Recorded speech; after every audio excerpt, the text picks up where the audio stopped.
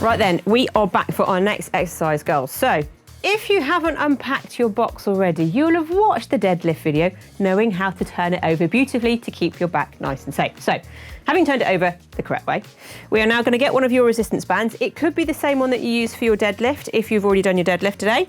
And if not, you don't want the lightest one. So you're not going to go for your coloured one. You're stronger than that, whether you think you are or not. So, for this one, we all have a different squat stance. So, the lovely Megan and I are going to do hers. Now, Meg's is, remind me again, I want to say 28 weeks, but you're 27, aren't you? 27, yeah. So, if you were going to do a natural squat, where would you have your feet currently? If you weren't thinking about it, where would you go? Okay, so I can already see that Megan's feet need to go much further apart. Okay, darling? So I would, as a first port of call, I would go width of the mat. Okay. Now, a lot of us like to turn our feet out because of what's going on with the muscles in our bum. Now, what that can lead to is you not thinking about whether your knee is tracking in line with your toe. So to make life nice and easy, you're going to put your feet in parallel and we are going to make sure that the weight stays on the edge of our foot like we talked about in our posture, okay? Because then we know that our knees are going to be in line with your toes. Doesn't matter if your knees go beyond your toes, we are meant to bend and flex. You were fine.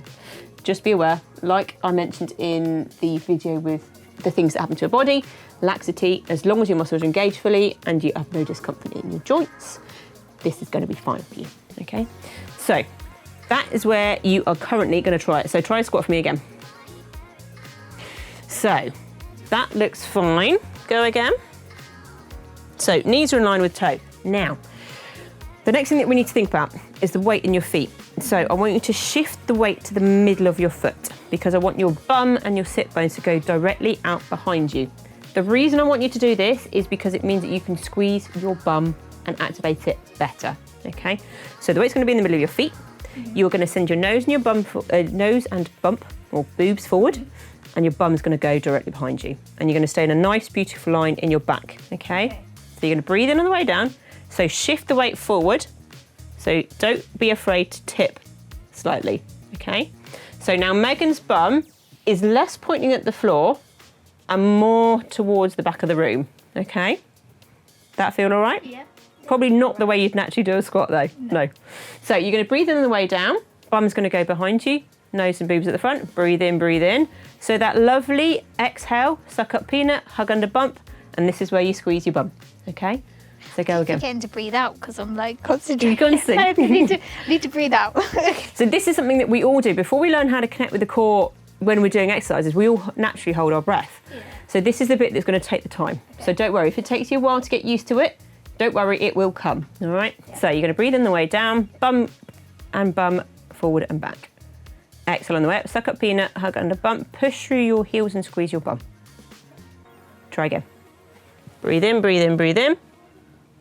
So just checking whether Megan's knees are in line with her toes and she's doing fine at the minute. Now, that's a squat, as we'd know, as a bodyweight squat. So if you find that during the later stages of your pregnancy, that's enough, keep it at just that. If you want a little bit more work, girls, this is where the resistance bands comes in. Now, again, like we did with the deadlift, you're going to need to wear your trainers for this one, darling, because we've got a little bit more of a stretch on it, okay? So, for quickness, I'm just going to keep my trainers off. So, think about the width of your feet just then. You're then going to take that, as we did with our deadlift, foot nice and wide. So we're now getting into our squat position. So it's a case of wiggling the band a little bit so that you're comfortable. See if you can take it slightly wider. Okay, perfect. So you're then going to come nice and tall, shoulders back and down, but don't lean backwards. Stay stacked, okay? So breathe in, breathe in, breathe in, butt behind, butt behind, butt behind. Exhale, suck up peanut, hug under bump. Breathe in. Exhale up, squeeze bum, hug under bump. Relax your shoulders just a wee bit down. Breathe in. Exhale, squeeze. Keep the weight on the outside edge of your feet. Breathe in. Suck up peanut, hug under bump, squeeze your bump. Right, Meg, you've done 5. You can do another 5 for me, okay? We're going to do 10. Breathe in. Exhale, go. Try not to hoik your shoulders up, though. Breathe in, breathe in. So think about the pelvic floor and lifting your baby up and in, okay? Last one coming up. Exhale, go.